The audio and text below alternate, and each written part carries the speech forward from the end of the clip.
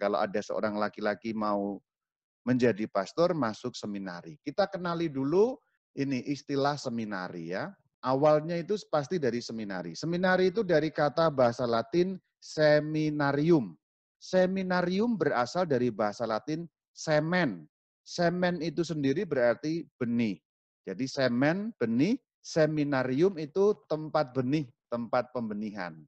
Maka arti kata dari seminari adalah tempat pembenihan. Jadi maksudnya seperti benih-benih yang disemai nanti akan menghasilkan buah. Buahnya apa? Ya buahnya adalah para pastor, para presbiter itu. Jadi ini istilahnya dulu. Kita sekarang masuk ke pembagian seminari. Seminari terutama di Indonesia terbagi dalam dua kategori. Yang pertama, seminari menengah, yang kedua, seminari tinggi. Seminari menengah, sebelum nanti kita membahas seminari tinggi. Nah ini contoh seminari menengah. Ini yang dalam gambar, ini foto bagian depan kapel dari seminari menengah Mertoyudan. Pelindungnya Santo Petrus Canisius. Saya pernah sekolah di sana selama 1 tahun. Ini letaknya di Kota Magelang, di pinggiran Kota Magelang. Saya beri 2 contoh, meskipun ada banyak sebenarnya, tapi saya beri 2 contoh yang saya pernah tinggal di sana. Yang pertama, saya pernah sekolah di sana. Ini yang kedua, Seminari Menengah Wacana Bakti. Ini di Pejaten di Jakarta Selatan. Kalau orang Jakarta mungkin tahu, seminari ini, kalau belum tahu, kasihan deh lu. Kemana aja selama ini di Jakarta. Saya beri 2 contoh, simple hanya karena saya pernah tinggal di 2 tempat. Yang di Mertoyudan, saya tinggal sebagai murid, seminaris, yang di Jakarta saya sebagai pendamping atau sebagai frater pada waktu itu. Ini seminari menengah ini contohnya. Nah, seminari menengah itu menerima lulusan 2 macam. Ada 2 kategori yang diterima. Jadi maksudnya adalah kalau ada seorang yang pengen jadi pastor, lulus SMP dia sudah bisa. Jadi seandainya ada yang lulus SMP, mau masuk seminari bisa, yaitu masuk seminari menengah. Jadi misalnya ada laki-laki, cowok yang sudah lulus SMP, mau masuk seminari, bisa enggak, Rama? Bisa, masuk seminari menengah. Selain itu juga yang lulus SMA bisa, lulus kuliah pun bisa, yang sudah bekerja pun bisa. Misalnya sudah SMA, kuliah, bekerja, sudah menjadi manajer selama 5 tahun, tiba-tiba terpikir pengen masuk seminari, bisa nggak masuk seminari kemana? Seminari menengah. Jadi ada 2 kelompok kategori, lulusan SMP dan lulusan SMA ke atas. SMA, kuliah, ataupun bahkan sudah bekerja. Ini seminari menengah. Nah, kalau masuk seminari menengah, lulusan SMP itu masuk namanya program KPP. KPP. Kalau yang SMA ke atas, SMA, kuliah, atau sudah bekerja, itu masuk program yang namanya program KPA. Dulu, contoh nih saya masuk seminari di Mertoyudan, seminari menengah setelah lulus SMA. Jadi saya ikut program KPA. Apa itu KPA dan apa itu KPP? Ini singkatannya. KPP itu kelas persiapan pertama, lamanya 4 tahun. KPA kelas persiapan atas, lamanya 1 tahun. Kenapa kok yang KPP 4 tahun? Karena 3 tahunnya, jadi 4, dari 4 itu, 3 tahunnya dia harus menempuh pendidikan SMA. Sekolah formal berarti. SMA-nya di mana? Ya di dalam seminari itu. Contoh yang tadi saya contohkan, Mertoyudan. Mertoyudan mempunyai sekolah sendiri yang namanya SMA Seminari Mertoyudan. Tempatnya di mana? Di dalam seminari. Contoh yang kedua yang di Jakarta tadi, Seminari Menengah Wacana Bakti tidak punya SMA sendiri, tapi sekolahnya di SMA yang di luar, namanya SMA Gonzaga. Letaknya di samping seminari. Jadi seminari tidak ada, berarti bergabung dengan murid-murid yang lain. Maka kalau di Jakarta, satu kelas atau satu sekolah ketemu dengan perempuan juga, karena muridnya beragam. Karena itu SMA umum. Jadi kalau di Jakarta, bergabung dengan SMA umum yang namanya SMA Gonzaga. Sementara kalau di Mertoyudan tidak bergabung dengan SMA umum karena seminari punya SMA sendiri yang namanya SMA Seminari Mertoyudan. Nah itu kalau KPP kenapa 4 tahun? Karena harus menempuh pendidikan 3 tahun SMA. Sementara KPA hanya 1 tahun karena sudah lulus SMA. 1 tahun itu dimaksudkan apa? Untuk pembiasaan hidup di seminari. Jadi sebenarnya inti dari program KPA supaya nanti ketika masuk seminari tinggi tidak kaget. Karena seminari jadwalnya, cara hidupnya, macam-macamnya berbeda dengan jadwal kehidupan orang pada umumnya. Jadi lebih teratur, lebih mandiri dan lain sebagainya. Karena mau tidak mau, bisa tidak bisa, begitu masuk seminari, dulunya tidak pernah mencuci baju sendiri, sekarang harus mencuci baju sendiri. Saya seumur-umur sampai lulus SMA, nggak pernah saya nyuci baju sendiri. Mama saya mencucikan di rumah. Tapi begitu masuk seminari program KPA, mau tidak mau, nguceknya aja bingung. Ini ke kiri apa ke kanan nguceknya? Awal-awal bingung, ya lama-lama bisa. Jadi memang kemandirian, jadwal yang teratur itu memang dibutuhkan 1 tahun untuk pembiasaan. Jadi inilah program dari seminari menengah. Lulusan SMP programnya KPP 4 tahun, karena 3 tahunnya SMA di seminari. Program KPA hanya cukup 1 tahun karena untuk membiasakan hidup seminari. Karena kalau kita sudah hidup 1 tahun itu kan sudah muter semua, terlewati semua 1 tahun itu. Jadi 1 tahun kurang lebih cukup untuk mengetahui bagaimana kehidupan di seminari. Tes masuknya bagaimana? Jadi kalau mau masuk seminari ada tes masuknya. Tes masuknya itu kurang lebih ada 4 bagian inilah ya. Pertama akademik. Jadi ada nilai yang lumayan lah, nggak usah terlalu pinter tapi ada ukurannya. Jadi harus berapa IQ-nya, nanti tesnya, nilainya, lulusnya berapa dan sebagainya. Itu akademik. Bisa mikir karena untuk menjadi pastor kan paling kurang ya harus bisa mikir lah. Meskipun rada-rada blow on sedikit kayak saya ini kan bisa mikirlah saya sedikit. Jadi itu akademik. Karena apa? Nanti pastor harus mengajar umat. Kalau pikirannya kurang nyampe, memikirkan sesuatu yang filosofis atau teologis, nggak bisa ngajar. Nanti ditanya, Romo kalau seperti ini Tritunggal bagaimana ya? Bagaimana ya? Tritunggal saya juga nggak ngerti. Nah, kan repot ya. Itu maka akademik diperlukan. Psikologi sehingga dites supaya jelas bahwa secara kejiwaan orangnya sehat. Jangan sampai nanti masuk seminari psikopat orangnya kan bahaya ya. Jadi secara psikologi sehat. Jadi secara akademik lumayan, nggak usah pinter, lumayan lah. Bisa mikir gitu ya, psikologinya sehat.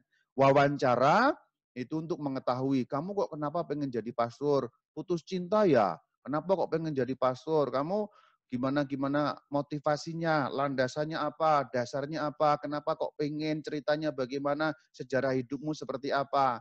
Nah itu wawancara untuk mengetahui landasan-landasan kenapa kok seseorang pengen jadi pastor.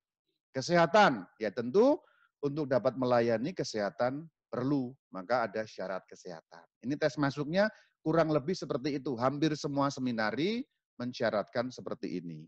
Sama, saya di Jakarta juga tes seperti ini, di Mertoyudan juga tes seperti ini. Kemudian pada tahun terakhirnya itu kapan ya? Kelas 4 kalau di KPP, atau kalau KPA ya cuma 1 tahun ya. Jadi KPA itu begitu masuk langsung lulus. Itu sekolah paling pendek yang saya alami itu di KPA. Begitu masuk tahun depan lulus. Begitu sudah terakhir, seminaris, nah namanya seminaris. Seminari itu kan tempatnya. Kalau orangnya itu bernama seminaris. Ya. Seminari itu tempatnya, orang yang sekolah atau siswa seminari itu disebut seminaris, pakai S. Ya. Begitu sudah kelas terakhir, nanti harus memilih sendiri mau jadi apa.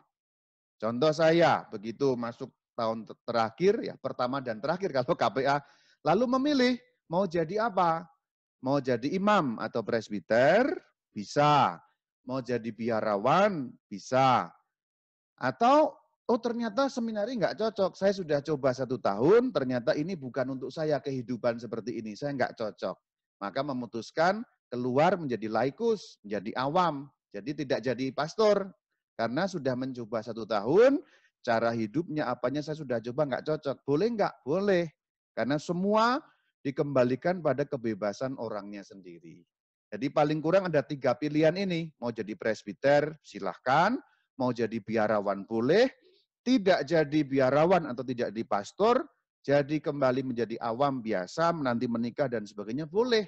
Karena di seminari kan untuk mengetahui sebenarnya bagaimana panggilannya cocok apa tidak. Karena obrolan kita mengenai calon pastor atau presbiter, saya hanya fokus kepada presbiter saja. Nah, kalau mau menjadi presbiter, bagi yang baru mendengar istilah ini, presbiter itu artinya pastor atau romo. Bisa nanti membuka YouTube-nya Katkit, sudah ada penjelasan panjang lebar di sana, istilah presbiter ini. Nah, kalau mau menjadi presbiter, pilihannya ada 2, yaitu mau menjadi presbiter murni atau mau menjadi presbiter biarawan. Pastor murni atau pastor biarawan. Nah, ini istilahnya, kalau presbiter murni itu namanya diosesan, atau yang dalam istilah salah kaprah disebut projo. Saya seorang diosesan, saya seorang presbiter murni. Nah, kalau mau menjadi presbiter biarawan, masuk ordo. Sementara kalau mau menjadi presbiter murni, masuk diosesan artinya masuk suatu keuskupan. Contoh, saya memilih keuskupan Bandung, berarti disebutnya saya diosesan Bandung. Mungkin ada orang lain yang pengen masuk ke diosesan Semarang. Jadi kalau diosesan Semarang berarti dia tergabung di Keuskupan Agung Semarang. Atau mungkin Jakarta, berarti dia diosesan Jakarta tergabung di Keuskupan Agung Jakarta. Kalau ordo tinggal pilih, misalnya pengennya ordo Yesuit, masuk SJ, masuk ke ordo Jesuit. Atau ada ordo Saudara Dina, OFM, masuk OFM, dan lain sebagainya, tinggal memilih sendiri seperti apa ordo yang diinginkan atau keuskupan apa yang diinginkan. Apakah hanya terbatas yang ada di Indonesia? Tidak. Seandainya pengen masuk keuskupan di New York sana, silahkan saja mendaftar ke sana. Jadi seluruh keuskupan di dunia ini boleh dimasuki sesuai dengan pilihan sendiri.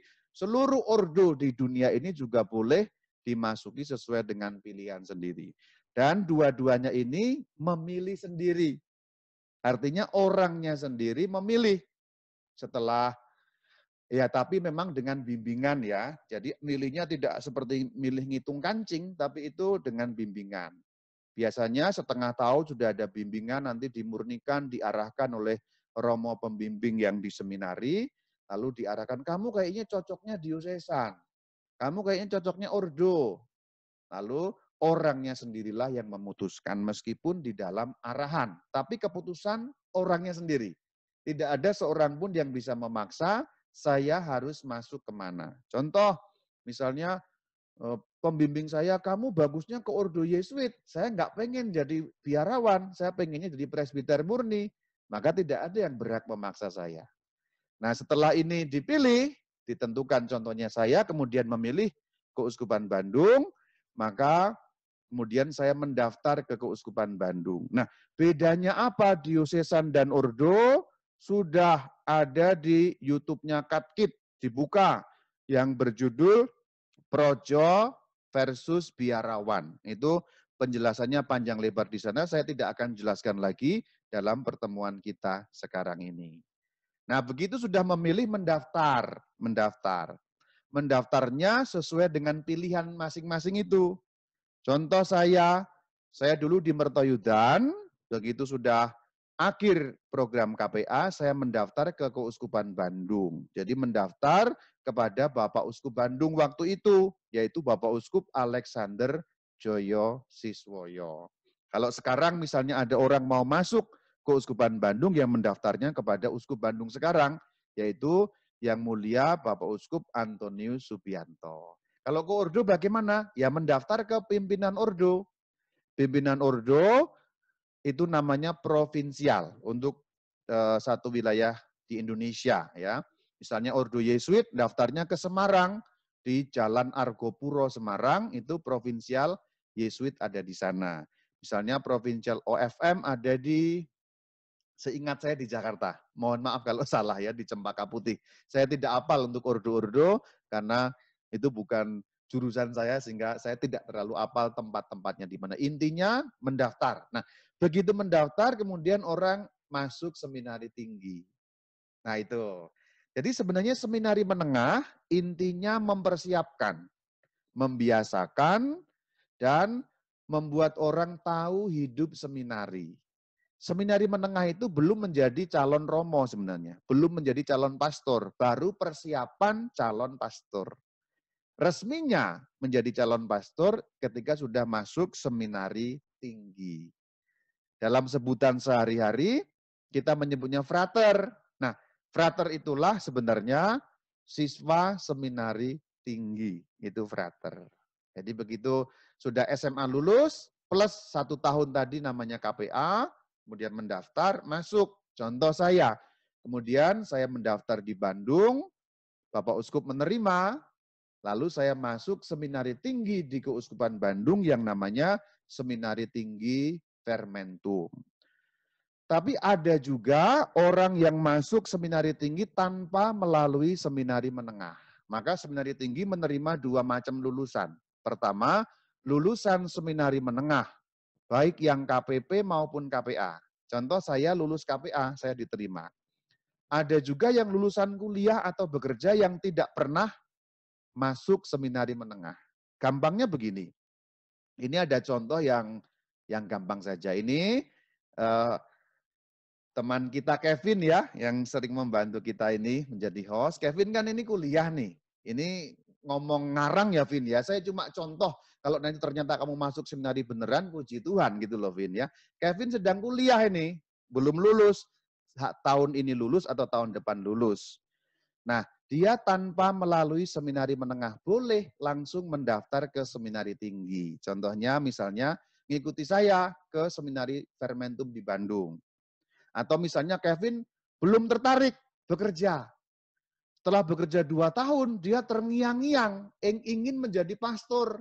Sudah bekerja 2 tahun, akhirnya memutuskan mendaftar seminari, boleh? Boleh. Jadi begitu.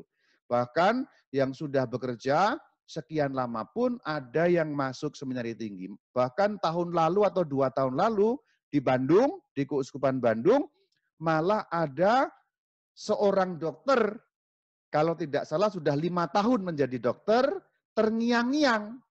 Mungkin waktu kecil dulu pengen, akhirnya mungkin hilang, SMA, kuliah dokter, menjadi dokter, bekerja 5 tahun, terngiang-ngiang. Kayaknya dulu aku pengen jadi pastor. Sudah jadi dokter 5 tahun, ditinggalkan dokternya itu, dia masuk seminari. Kalau tidak salah sekarang masih bertahan di seminari, berarti memang mungkin panggilannya memang menjadi pastor. Jadi seperti itu biasa, seperti itu biasa. Dari SMP bisa, SMA bisa, kuliah bisa, bahkan sampai bekerja bisa. Malah, ini cerita saja, waktu saya kuliah sebagai frater waktu itu, rekan kuliah saya malah ada yang sudah umur 50 tahun. Ditahbiskan menjadi imam umur 51. Karena dia sudah bekerja menjadi manajer bank apa gitu, sekian lamanya, terngiang-ngiang pengen menjadi pastor, masuk seminari sudah umur 41, 42. 10 tahun pendidikan, tahbisan baru tahun 51 tahun dia baru tahbisan. Ini untuk menggambarkan, maka kadang-kadang ada pastor-pastor yang sudah tua pada saat ditahbiskan. Kami sering mengejek. Kalau umumnya kan para pastor tahbisan 29-30 gitu ya. Kami bekerja nanti sampai 70-40 tahun. Kalau kamu yang ditahbiskan umur 50, bekerja 50 tahun, terus tambah 20 tahun, terus mati kamu. Tapi lumayan, pendidikannya 10 tahun, bekerja 20 tahun kan sudah lumayan. Namanya panggilan, ada yang cepat, ada yang lambat, ada yang dari kecil, ada yang dari SMA, ada yang agak terlambat mendengar panggilannya. Jadi memang berbeda-beda. Panggilannya berbeda-beda. Mungkin beberapa orang baru tahu cerita ini. Ya, makanya ini Senin info-info ringan supaya kita juga tahu Karena kan Bapak dan Ibu, saudara-saudari kan tahunya kan romo-romo itu sudah langsung jadi kan, pokoknya ada yang mimpin gitu. Nah ini dapurnya sekarang mau kita lihat. Seminari tinggi, kita lanjutkan. Tes masuknya sama. Jadi setelah dari seminari menengah, tes lagi. Tes lagi, sama karena kan untuk kuliah nanti. Nah, yang potensi akademik ini biasanya mengikuti tempat di mana akan kuliah. Contoh di Bandung, itu kuliahnya di Universitas Parahyangan di Bandung. Jadi tes akademiknya harus mengikuti tes UNPAR, yaitu Universitas Katolik Parahyangan di Bandung. Lalu psikologi wawancara sama, polanya persis sama dengan yang di seminari menengah tadi itu. Ini contohnya seminari tinggi Fermentum. Bagus, bangunannya bagus, bentuknya bagus, tempatnya sangat asri. Nanti kalau mau tahu lebih lanjut silahkan searching, ada Facebooknya, seminari tinggi Fermentum, foto-fotonya dan lain sebagainya, pelindungnya Santo Yohanes Pembaptis. Nah, begitu saya diterima, saya masuk di seminari ini, yaitu seminari tinggi Fermentum. Ini contohnya yang saya kenal saja. Sebenarnya seminari tinggi itu banyak. Contoh di Bandung ada Seminari Tinggi Fermentum miliknya Keuskupan Bandung. Di Bandung juga ada Seminari Tinggi Petrus dan Paulus miliknya Keuskupan Bogor. Kemudian ada Seminari Tinggi Santo Paulus di Jogja miliknya Keuskupan Agung Semarang. Ada Seminari Tinggi Yohanes Paulus II di Jakarta miliknya Keuskupan Agung Jakarta. Biasanya setiap keuskupan punya seminari tinggi sendiri. Meskipun ada seminari yang namanya antar keuskupan. Seminari bersama itu ada. Contoh di Malang. Di Malang itu seminari tinggi bersama. Dulu Keuskupan Malang dan Keuskupan Surabaya plus keuskupan-keuskupan Kalimantan. Contoh yang lain di Sumatera Utara, di Sumatera Utara bukan di Medan tapi kota agak pinggir itu. Saya lupa di Santo Petrus sana juga seminari bersama seluruh keuskupan Sumatera. Itu ada. Jadi seminari itu macam-macam, keuskupan bisa satu, keuskupan satu bisa bersama-sama. Itu mengenai seminari tinggi. Kita contohkan seminari tinggi Fermentum. Jenjang-jenjang pendidikannya kurang lebih sama atau sama persis sebenarnya di seluruh Indonesia ini. Nah ini para frater yang sekarang yang di Seminari Tinggi Fermentum ini mereka sedang rekoleksi atau retret ini cakep-cakep ya, gagah-gagah, sayang menjadi pastor. Itulah para frater yang terbaru dari Seminari Tinggi Fermentum. Saya tidak ada karena saya sudah tidak di seminari. Ini tahapnya, saudara-saudari. Inilah tahapan sekolah menjadi pastor. Dari paling kiri ya, tor. Itu pertama itu tor. Yang kedua tahap yang namanya filosofan. Kemudian tahap yang namanya top. Kemudian teologan dan TP yang terakhir. Kepanjangannya apa? Nanti saya jelaskan. Ini waktunya sekarang ya. Tor itu 1 tahun. Ini yang normal ya. Ini yang normal. Kadang-kadang ada yang nggak naik juga, bisa diulang. Apakah ada yang nggak naik, Romo? Ya ada. Nanti beberapa tingkat itu ada yang nggak naik, ada. Tapi ini yang normal ya. Tor 1 tahun. Kemudian filosofan 4 tahun. Top 1 tahun. Teologan itu 2 tahun. TP 1 tahun. Silakan jumlahkan berapa? 9 tahun ya. 9 tahun, jadi 4 tambah 5, 9 tahun. Jadi selama inilah pendidikan seorang presbiter. Itu pun nanti masih ditambah diakonat 1 tahun, jadi 10 tahun. Makanya saya sampai hitam itu karena kelamaan sekolah calon pastor itu. Saya dulu waktu masuk putih loh. Enggak, memang saya hitam dari dulu ya. Jadi lengkapnya 9 plus 1, 10. TOR itu apa? Nah ini TOR singkatan. Tahun Orientasi Rohani. Istilah TOR biasanya dipakai untuk seminari diosesan. Kalau seminari ordo, umumnya menggunakan istilah novisiat. Itu sama. TOR dan novisiat itu sama. Hanya istilahnya saja berbeda. Jadi kalau apa namanya, frater di mana? Oh saya di TOR, di Bandung. Oh berarti dia diosesan. Frater di mana? Saya novisiat, Yesuit. Oh berarti ini ordo. Gitu. Hanya istilah yang dipakai berbeda. Tapi maksudnya sama. Kenapa kok dinamakan tahun orientasi rohani? Karena ini 1 tahun, lamanya 1 tahun, khusus untuk mempelajari hal-hal rohani. Belajar berdoa, belajar merenungkan Alkitab. Intinya 1 tahun ini pelajarannya semuanya pelajaran rohani. Pelajaran kitab suci, pelajaran renungan-renungan, bagaimana berdoa yang baik, bagaimana menggunakan metode-metode doa, ya ada doa batin, ada doa ucapan, doa ofisi, dan lain sebagainya. Makanya dikatakan orientasi rohani karena khusus untuk hal-hal yang rohani. Kenapa disebut novisiat? Novisiat dari kata novum artinya baru, orang yang baru masuk. Jadi novisiat itu orang yang baru masuk. Intinya sama, menggeluti hal-hal yang rohani. Cirinya pas awal ini ada acara penjubahan. Nah yang di foto ini, silakan Anda lihat, ini Seminari Tinggi Fermentum, yang sebelah kanan itu Bapak Uskup, yang paling ganteng se-Indonesia. Uskup saya itu paling ganteng se-Indonesia. Boleh dibuktikan, silakan searching. Ya, Antonius Subianto Bunyamin itu uskup yang paling ganteng. Sampai saat ini. Cakep memang orangnya. Allah, Romo ini memuji uskupnya. Ya biar saja kan uskup saya sendiri. Yang lain-lain sudah tua. Bapak uskup saya rada muda. Hanya sekarang rambutnya agak putih malah bagus. Karena apa? Karena lebih berwibawa dengan rambutnya putih ya. Kelihatan seperti bagus gitu ya. Nah ini yang sebelah kiri itu frater awal, frater tahun rohani atau tahun orientasi rohani. Yang diberikan itu apa itu? Jubah. Ini peristiwa penjubahan. Jadi pas awal ada misa yang namanya penjubahan, boleh dikatakan itu resmi menjadi frater. Ini kan masih menggunakan baju biasa itu ya. Begitu sudah masuk nanti ada misa namanya penjubahan, diberi jubah sehingga boleh menggunakan jubah dan menyandang nama frater. Berarti frater itu sudah masuk seminari tinggi. Tahun pertama. Novisiat atau tahun rohani. Kalau ternyata betah atau cocok, naik menjadi filosofan. Kenapa disebut filosofan? Dari kata filosof. Filosof itu filsafat. Jadi filosofan artinya orang yang belajar filsafat.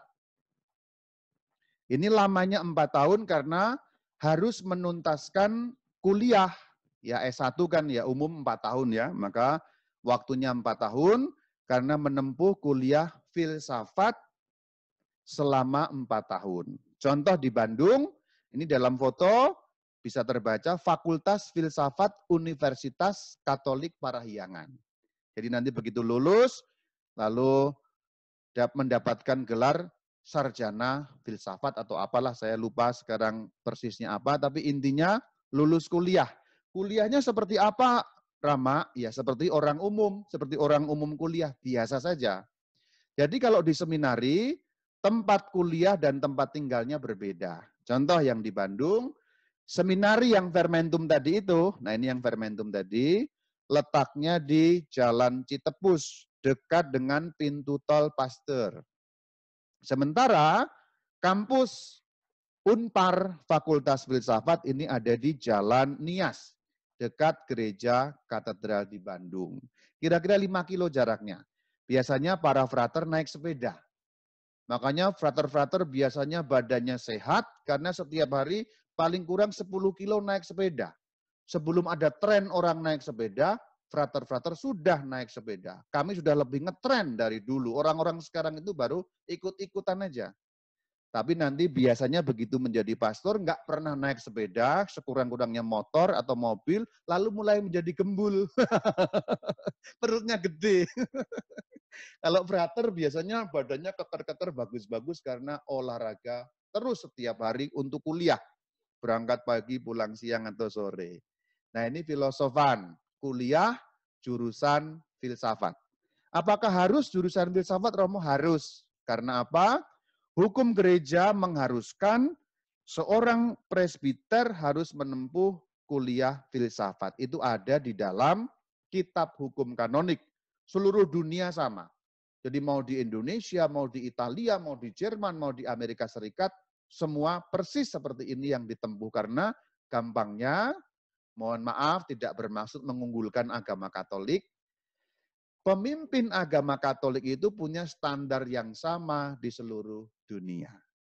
Tersertifikasi. Kalau mau, boleh dikatakan mau berbangga sedikit, agama kita ini pemuka agamanya tersertifikasi. Sama, ditempuh pendidikan seperti apapun itu di dunia manapun seperti itu sama. Karena diatur dalam hukum universal yang namanya kitab hukum kanonik. Harus menempuh filsafat. Lulus, lalu menjalani yang namanya TOP. Oh ya, kalau tadi TOR itu di seminari ya, kemudian filosofan juga seminari, tinggalnya di seminari, tapi kuliahnya di kampus universitas. Kalau TOP itu penugasan, jadi keluar dari seminari sesuai dengan tugas. Nanti ditugaskan, makanya disebut tahun orientasi pastoral. Sudah disuruh bekerja, tapi baru orientasi, gampangnya magang. Magangnya di mana? Sesuai dengan penugasan. Ada yang di paroki, ada yang di seminari juga, ada yang di tempat-tempat pendidikan tertentu dan sebagainya sesuai dengan penugasan. Biasanya 1 tahun.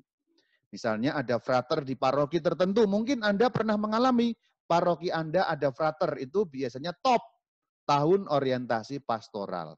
Saya dulu tidak di paroki, tapi saya di lembaga pendidikan, yaitu di Seminari Wacana Bakti Jakarta dan SMA Gonzaga. Jadi saya dulu 1 tahun berada di sekolahan topnya. Jadi mengajar anak-anak seminari. Jadi bukan di paroki, tapi itu beda-beda. Setiap frater ditugaskan oleh Bapak Uskup atau rektornya masing-masing. Ini 1 tahun lulus, kembali ke seminari. Jadi contohnya ditugaskan, ada frater ditugaskan di paroki manalah, Santo Paulus, Kendari. Setelah itu kembali ke seminari untuk menjalani teologan. Kuliah jurusan teologi ini selama 2 tahun. Saya dulu menjalani kuliah teologi di Jakarta, yaitu di Sekolah Tinggi Driarkara namanya. Ini di Cempaka Putih. Tempat kuliahnya berbeda-beda. Di Bandung contohnya ada di Universitas Katolik Parahyangan. Kalau di Jogja itu di Universitas Sanata Dharma. Kalau di Jakarta itu di Sekolah Tinggi Driarkara dan beda-beda. Sama ini kuliah juga. Umumnya kuliah jurusan teologi ini S2. Jadi strata 2 untuk jurusan teologi. Umumnya 2 tahun. Kecuali yang punya kasus khusus. Mungkin males, mungkin bodoh. Jadi ada yang 2,5 tahun, ada yang... Saya dulu agak bodoh, jadi saya teologannya saya 3 tahun ya. Jadi mohon maaf agak lama karena bodoh. Tapi ada untungnya, malah jadi agak mateng gitu ya. Ilmunya itu lumayan karena 3 tahun mateng. Kalau lebih dari mateng kan busuk. Tapi untungnya saya tidak sampai busuk, saudara-saudari. Jadi saya lama waktu itu 3 tahun karena harus mengulang beberapa mata kuliah yang tidak lulus. Jadi jujur saja, atau kalau nggak lulus ya sudah gitu. Setelah ini 2 tahun, kemudian TP, tahun pastoral. Ini mirip dengan top. Ini mirip dengan top ya. Hanya sudah berbeda karena tingkatnya sudah lebih tinggi lagi. Kalau top tadi kan di tengah ya, silakan perhatikan gambarnya. Top itu di tengah. Ini semacam dites, kamu cocok nggak jadi romo, jadi pastor? Kalau enggak ya sudah, berhenti di tengah ini mumpung belum kelanjut gitu. Lalu kalau TP, terakhir, untuk melihat sekali lagi, gimana coba kamu kalau jadi pastor beneran, mumpung belum, nah dites di situ, 1 tahun lamanya. Saya dulu di paroki, yaitu di Bandung, di paroki Santo Laurentius di Bandung, di Jalan Sukajadi. Nah di situ 1 tahun, namanya tahun pastoral. Kalau memang cocok orangnya, artinya cocok berarti, ya betul saya pengen jadi pastor beneran, sudah melewati 8 tahun, saya sudah merasa ini panggilan saya, dan dilihat oleh uskup, Oke, ternyata sekolah kamu berjalan baik, kegiatan kamu baik, semuanya baik, psikologinya baik dan sebagainya. Kemudian meneruskan untuk jenjang mendaftar menjadi diakon lebih dulu. Jadi sebelum presbiterat, ini tadi sampai TP ini pendidikannya ya, pendidikannya. Jadi pendidikannya 9 tahun. 14121, ini kan total 9. Setelah pendidikan selesai, belum langsung menjadi rama, belum langsung menjadi presbiter. Kenapa? Karena semua presbiter harus pernah menjadi diakon. Ini antara setengah tahun sampai 1 tahun. Jadi siapapun presbiter atau uskup atau paus sekalipun pernah menjadi diakon. Karena itu kan jenjang ya. Diakon dulu, presbiter, kalau dipilih menjadi uskup, ya menjadi uskup. Kalau tidak, ya presbiter terus gitu ya. Tetapi semua pernah menjadi diakon. Penjelasan mengenai diakon, presbiter, dan uskup juga sudah ada di channel YouTube-nya Katkit. Silahkan dilihat, silahkan itu tidak akan saya jelaskan lagi. Kenapa kok kita punya diakon, presbiter, dan uskup? Sudah dari zaman para rasul. Nyambung dari zaman para rasul. Namanya tahbisan diakonat. Caranya sebelum tahbisan bagaimana? Menulis lamaran kepada Bapak Uskup. Jadi menulis tangan, seperti lamaran kerja itu, dilampirkan juga kurikulum vitae-nya. Jadi persis seperti kalau kita mau melamar pekerjaan. Persis sekali. Jadi saya nama ini, disertakan juga ijazahnya ya. Tadi yang filosofan tadi, ya terus kemudian teologan, lulusnya nilainya berapa dan sebagainya. Termasuk pengalaman-pengalaman tadi, tahun orientasi pastoral, tahun pastoral itu juga kan ada penilaiannya dari pembimbing setempat. Oh si Bayu ini bagus, contohnya kalau diberi kerjaan, tanggung jawab kan ada semua catatannya. Diserahkan pada uskup itu seperti kurikulum vitae kalau kita ngelamar pekerjaan. Jadi Bapak Uskup melihat itu semua, lalu bertanya juga kepada para pendamping di seminari. Karena di seminari kan ada pendampingnya.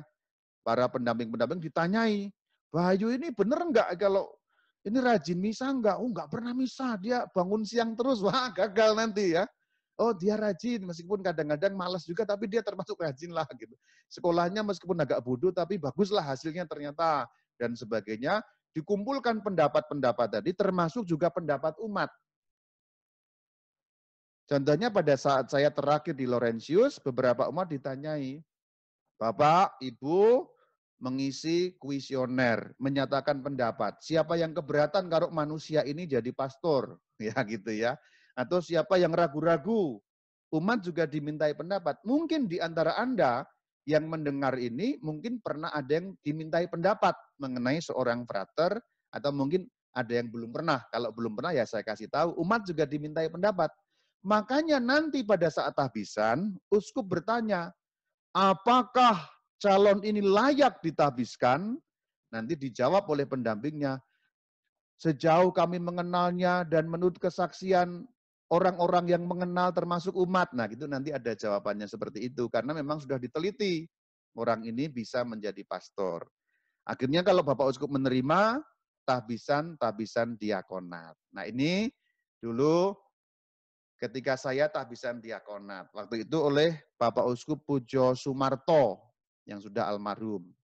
Ini saya ini agak culun ini mukanya ini. Itu yang tanda tangan itu saya. Itu sedang tanda tangan yang namanya tanda tangan janji selibat. Janji selibat itu berarti janji tidak menikah ya. Tanda tangan. Begitu tanda tangan di atas materai 6.000 sah. Wah, sudah terlanjur sudah. Nah, inilah tahbisan diakonat. Nah, itulah diakon. Diakon itu menggunakan dalmatik. Dengan tahbisan diakon orang masuk menjadi klerus. Klerus pada tingkat pertama yaitu diakonat, tugasnya mewartakan Injil, membantu pelayanan altar dan karya sosial. Ini mengenai diakon. Nah, inilah waktu itu tahbisan diakon di Seminari Tinggi Fermentum. Nah, ini sukacitanya ada pesta-pestanya. Setelah diakonat itu ada makan-makan sederhana seperti itu. Senang menjadi diakon seperti orang kawinan gitu, ada musik-musik, ada makan-makan, itu seneng juga, happy. Setelah menjadi diakon, kira-kira 6 bulan sampai 1 tahun, kemudian mengajukan kepada Bapak Uskup untuk tahbisan presbiterat. Bapak Uskup, saya mau menjadi pastor, menjadi presbiter, lalu menulis kembali untuk diizinkan mengalami tahbisan presbiterat. Bapak Uskup meneliti lagi, cocok nggak orang ini? Sama prosesnya dengan tahbisan diakonat tadi, setelah itu mendapat surat balasan, kamu akan ditahbiskan tanggal sekian, bersiap-siap. Kalau sudah ditentukan tanggalnya, kemudian tahbisan presbiterat. Ini tahbisan presbiterat. Kemudian ini sudah menjadi para presbiter atau para imam, para rama, para pastor. Nah ini tahbisan presbiterat, ini bukan saya, ini di atas saya satu, yang terakhir ini saya. Inilah hari pertama saya menjadi presbiter setelah menempuh pendidikan dari tahun 2000 sampai 2011. Ya, 10 tahun. Ya, sama seperti yang lain-lain. 9 tahun plus diakonat 10 tahun. Saya tahbisan 2011 menjadi seorang presbiter. Shalom Alaikum.